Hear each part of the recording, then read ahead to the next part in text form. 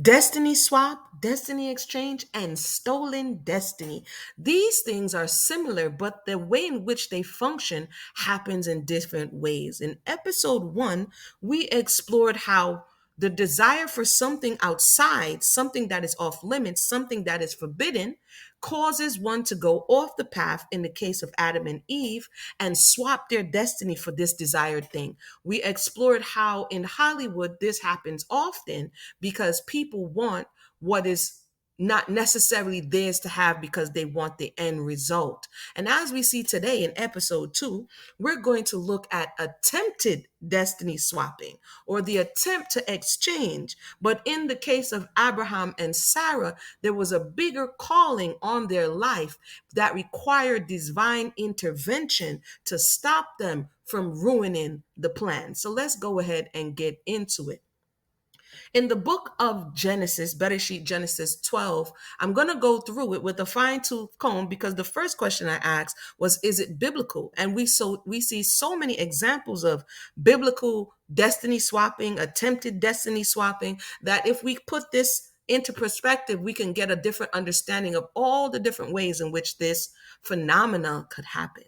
Now, the Creator had said unto Abraham, get thee out of thy country and from thy kindred and from the father's house unto a land where I will show you. So this is clear, concise instruction as coming from the divine power that Abraham is serving to say, listen, there is a plan for you. It's not Abraham just laying around one day and say, boy, you know what I'm going to do?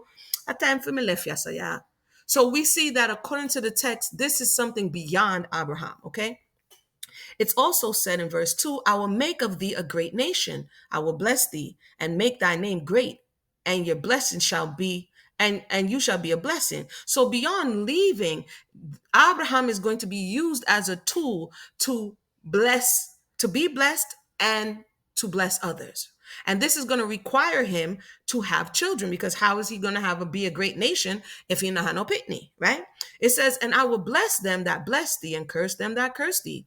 And in thee shall all the families of the earth be blessed. This is a big charge. It's not no small charge that is going to be put on Abraham's head, right? For blessing, and that he's now supposed to be the example. So Abraham departed as the Creator had spoken unto him, and Lot went with him, and Abraham was 70 and 5 years old when he departed out of Haran. So the purposes of that, he wasn't a young spring chicken when this edict came down, right? He had many questions about how this was about to happen, because based on all things that I can see, this is kind of outside. The person is old in age, his wife is old in age, and you're making a promise that he's not able to see with the naked eye, right? And Abraham took Sarai his wife, and Lot his brother's son, and all their substance that they had gathered, and the souls that they had gotten in Haran, and they went forth to go into the land of Canaan, and into the land of Canaan they came. So beyond this, don't look like it gonna happen, This what he was obedient, right? And he went ahead and somehow, some way convinced everybody that was with him that, hey, it's time to leave where we know, and it's time to keep going to a place we don't know. And don't worry, the Creator got us. It doesn't say that Abraham just went by himself and then set up camp. He literally left with everybody with him. So there had to be a level of trust, that they trusted him to continue this journey in this way. And if you look at how the distance from where he originated was Ur of the Chaldeans to Haran, all the way to Canaan, it's a good little trek. Okay. And Abraham passed through the land onto the place of Shechem, onto the plain of Moreh, and the Canaanite was then in the land. So it's not like he went and the place was deserted and nobody was there. So there's a whole lot of different factors that's going on in his mind, right? He's traveling, he's wandering, he's following instruction, but it's like you only can step with one foot in front of the other. You really don't know where you're going, but you're going anyway, right? So this required a lot of spiritual fortitude, what I mean, if you ask me. But let's continue. And the Creator appeared unto Abraham and said, or Abram, because he's not Abraham at that time, so my bad. He's Abram. He doesn't turn to Abraham till after. And the Creator appeared unto Abram and said, unto thy seed will I give this land.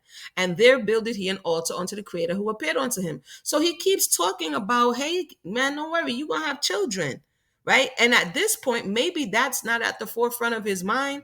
Maybe finding out where they're going to end up, maybe what's more at the forefront of his mind than this promise of children. And he removed from thence onto a mountain on the east of Bethel and pitched a tent, having Bethel on the west and Hai on the east. And there he built an altar unto the Creator and called unto the name of the Most High. And Abram journeyed going on still toward the south. So it's like, Amuna, where is the destiny switching? I had to give the context because much like yesterday, when we look at all of the components that were there, I wanted to kind of broaden the scope so we can see that. So as we see, he's following instructions thus far. Abraham is really not speaking much in this narrative until this part. So Abraham journeyed. So I keep saying Abraham. Sorry, force a habit. At this point, his name is Abram. Journeyed going on still toward the south. And here we go now. So you're following instructions. Everything was smooth. There's some Canaanites in the land, but we can handle that, right? And it says, and there was a famine in the land. So he's not just moving by himself. He's moving with people. He's responsible for animals and people, his wife, his nephew. So it's a lot on his shoulders. And it says, and he went down into Egypt to sojourn there, for the famine was grievous in the land. Now, I can go into why Egypt always seems to have food, but we'll just say for now it has to deal with the Nile. As many of us know, that the Nile wasn't dependent necessarily on the rains that were coming down directly onto the land.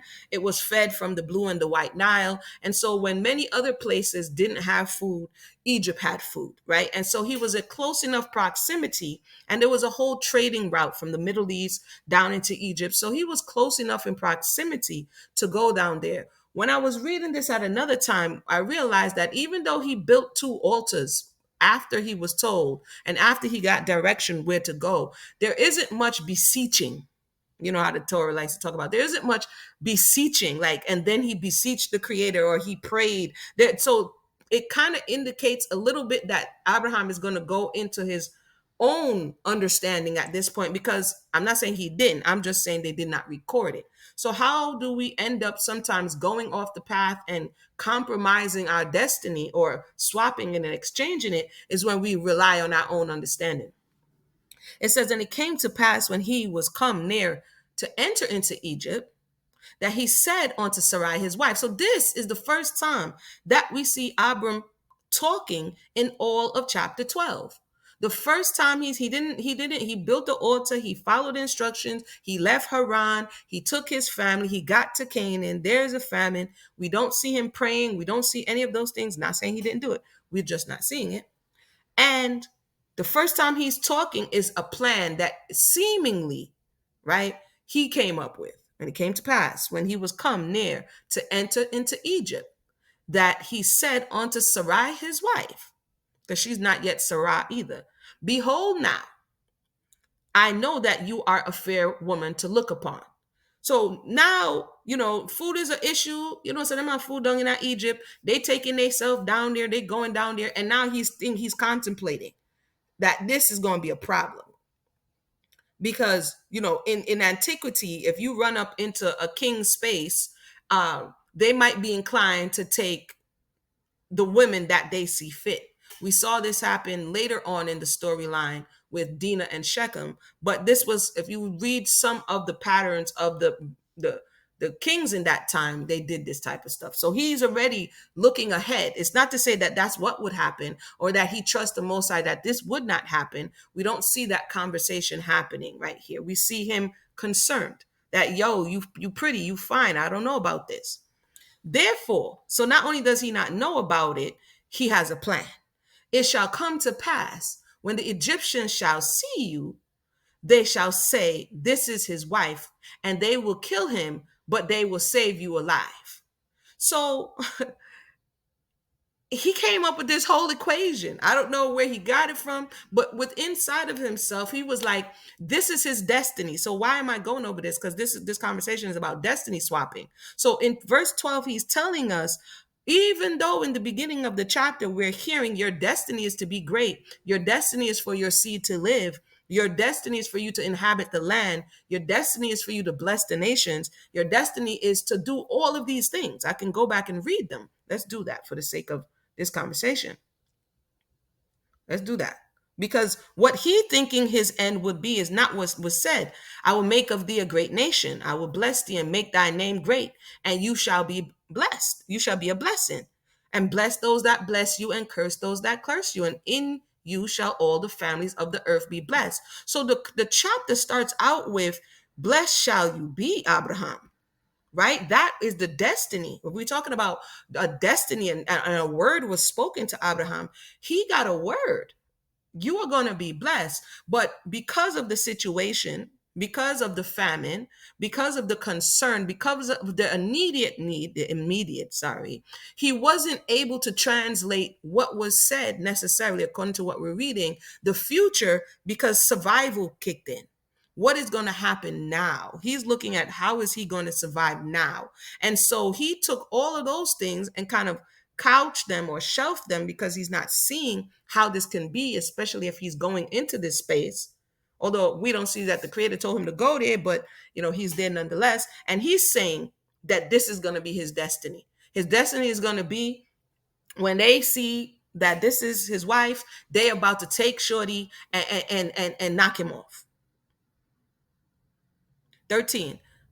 So that is the destiny. We see two different destinies right here hanging in the balance. One that he contrived with what he was seeing, and the other one that was already spoken. Say, I pray thee, you are my sister. So here's the swap. He was like, well, if this is the destiny, if this is ultimately what's going to happen, if you swap positions, if you don't say that you're my wife, if you say that you're my sister, then he's saying that he won't be a target, that it may be well with him for your sake. This is the definition. But in this particular case, this is a relationship, right? This is a family here. This is his wife, and he is convincing her. He's propositioning her to literally be in his stead, and his soul shall be saved because of thee. Change his destiny, swap places, say that you're not the wife, say that you're the sister, so that his life will be saved. And it came to pass that when Abraham was coming to Egypt, the Egyptians beheld the woman, that she was fair. Again, when we went over the Bob and Rita story, we saw this again. I was like, what was he reading? Genesis? Because we saw this, say that you're my sister deal, so that you can get farther, so that the people will accept you, so that your music career could grow and blossom. Say that you're my sister, so the women fans wouldn't think that he was off the market, right? So we see this, compromise who you are. And the reality is, it goes beyond just saying you're a sister, because if you look at it, if his concern was that they were going to take her anyway and kill him, saying that she's his sister doesn't stop them from taking her. So ultimately, he's saying, hey, it's sealed. They're going to take you. I can't protect you, but I want you to protect me. Curious. And the princes also of Pharaoh saw her and commended her before Pharaoh. And the woman was taken into Pharaoh's house. And he entreated Abram well for her sake. And he had sheep and oxen, and he had donkeys and men servants, maid servants, she donkeys and camels. And the creator plagued Pharaoh.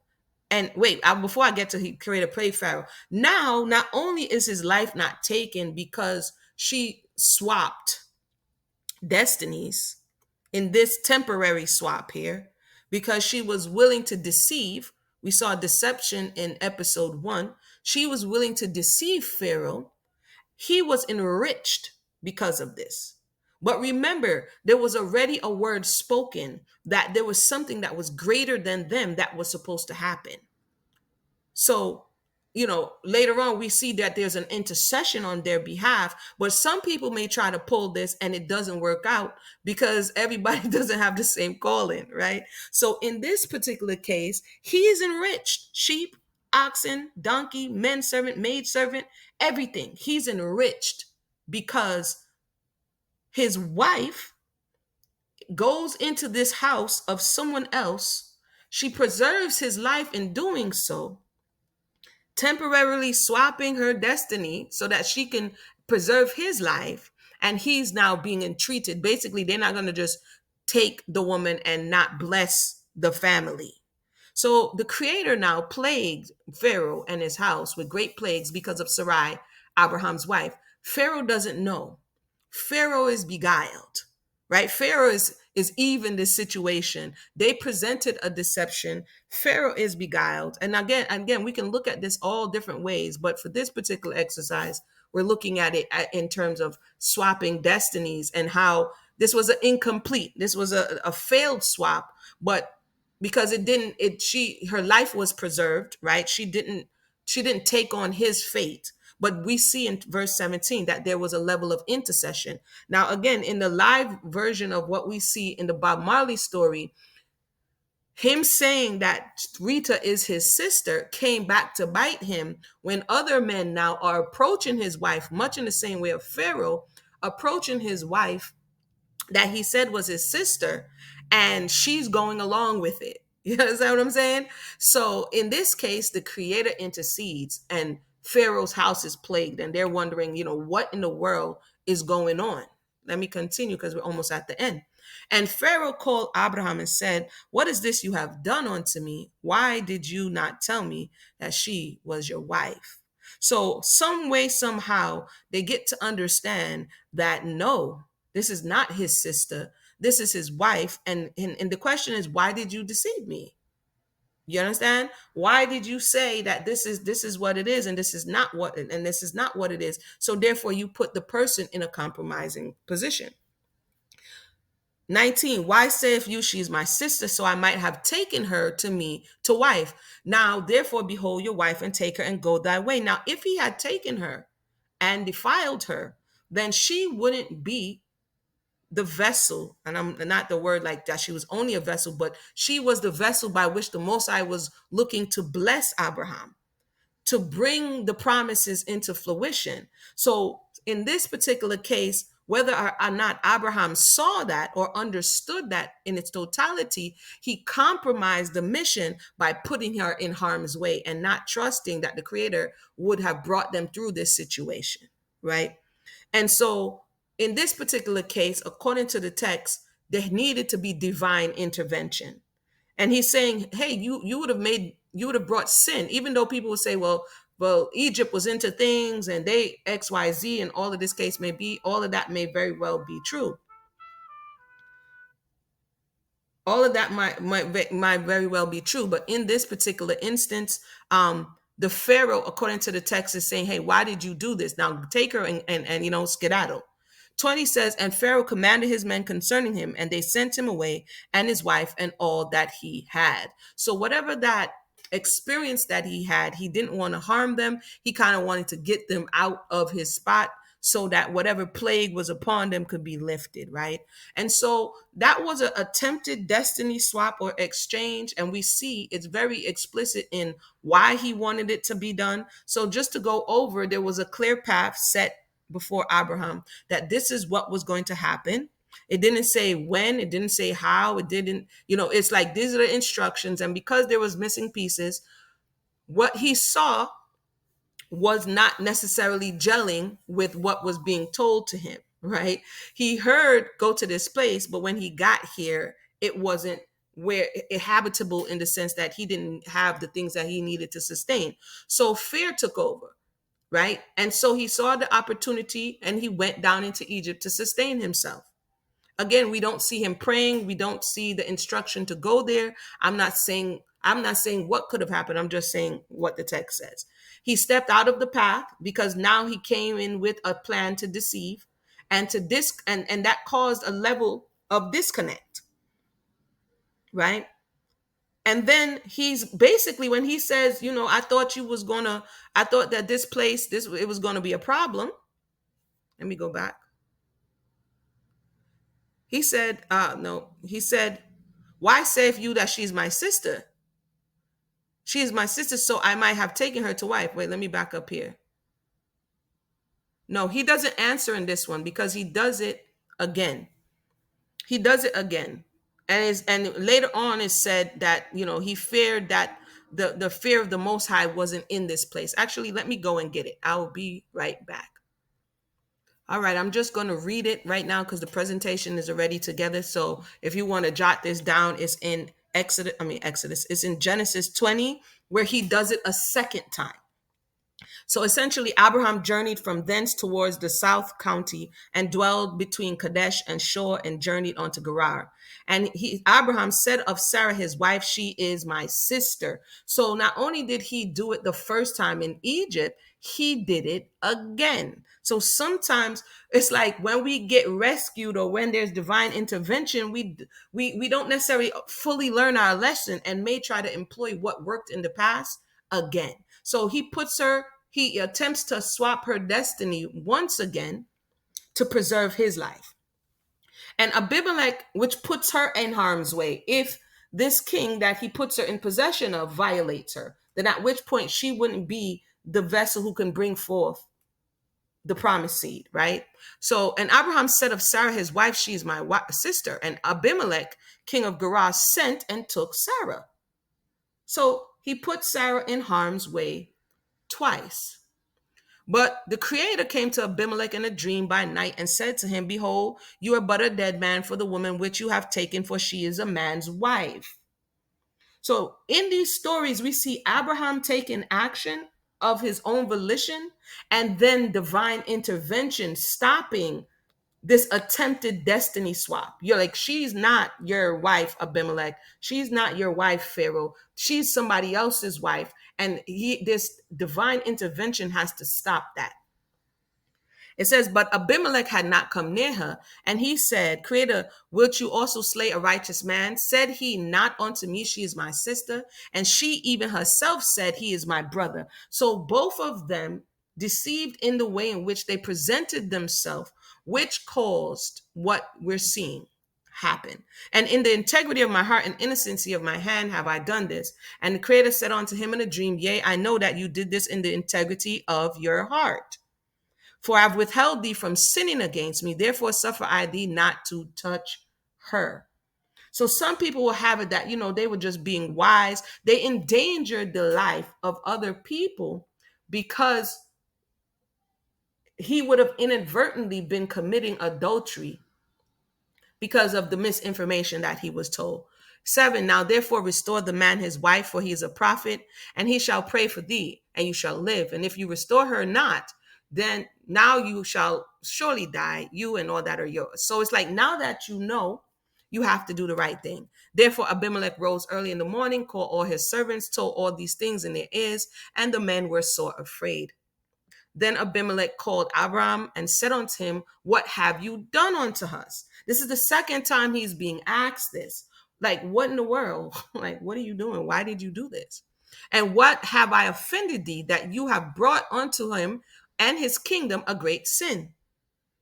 You have done deeds unto him that ought not to be done. So sometimes, again, as we are listening and learning, fear causes people to step out of the path and deceive, and also causes a disconnect, especially when the destiny is set. This is the clear path. So it's not to say that human choice cannot cause one to exchange their destiny. This is kind of what I want to go into with this series, is to show the different ways. Sometimes it's not the serpent coming to you spitting game in your ear and lying. Sometimes it's people with limited information and resources making choices that compromise them and their mission and cause them to step out of the path in different ways. And then you end up where what was supposed to be is not. So in this case, Abimelech is saying, hey man, why did you do this? You know what I mean? Like, what is really good with you? 10, and Abimelech said unto Abraham, what sayest thou that you have done this thing? And Abraham said, because he thought, not because he knew or because he saw. Again, the fear comes in whatever we contrive in our minds and we anticipate is going to be the case. Then he says he thought, surely the fear of the Creator is not in this place, and they will slay him for his wife's sake. So he basically asked his wife to switch from being his wife to being his sister so that she can save him. Switch from being the wife to the sister so that he can advance financially, which in this case, Abraham does advance financially, because they keep giving him things and then telling him to go, right? It says, and yet indeed, now he says, she is my sister. She's the daughter of my father, but not the daughter of my mother, and she became my wife. Number 12 is kind of like a justification because that's not why you did it. People we're confused on that because a lot of people are confused on that because the justification is not why you did it. You knew fully well, just like you said, if they knew that you were the sister, the wife, that his life would be in danger, right? And it came to pass when the Creator caused him to wander from his father's house that he said, this is the kindness that you shall show unto him at every place, whether they shall come, say he is my brother. So this was the MO. This was the MO, right? The thing that he did in this particular instance was the thing that he got her to consent to, right? To continually consent to say, hey, you're my sister, so that you can preserve his life. So to a certain degree, do this permanent swap. And every time you say it, so now she feels the responsibility to keep him alive. She's dependent on him. They're dependent on him. Everybody's dependent on him. And he put the responsibility, instead of trusting in the Most High and leaning not on your own understanding, right? This is how we can apply it to ourselves. He put the responsibility on Sarai at this point to keep him alive.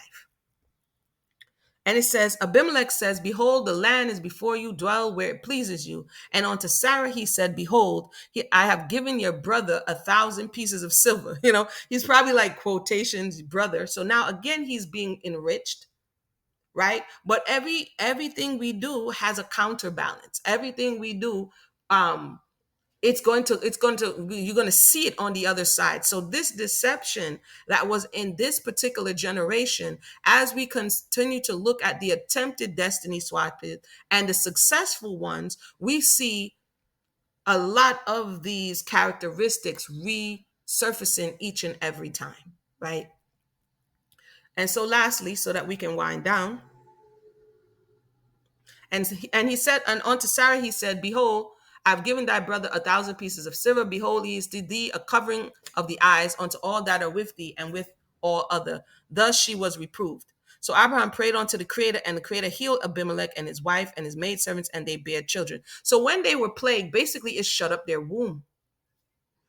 Their wombs were shut up. The wombs of the women in the house of Abimelech were closed.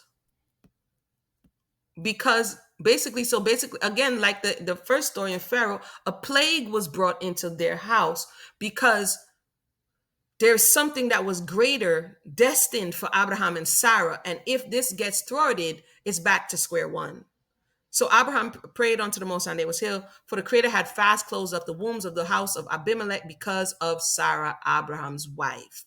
So again, the times when we step in to kind of play around in destiny of our own volition because of fear and lack of understanding or misdirection, we cause other people through our actions and behaviors to experience things that they might have not otherwise experienced based on what we did. So in this particular case, Abraham was enriched monetarily, right? And spiritually, he was protected because of the promise, but it does not go without consequence, because in the generations to come, his children's children, this particular misrepresentation rears its head continually. So with that said, I want to thank everybody for tuning in. Is it biblical or not? Indeed, this particular destiny exchange swap attempt is very much biblical. It was a failed attempt because of divine intervention. Let me know your thoughts in the description below, and we will talk again. Like, subscribe, and share the video.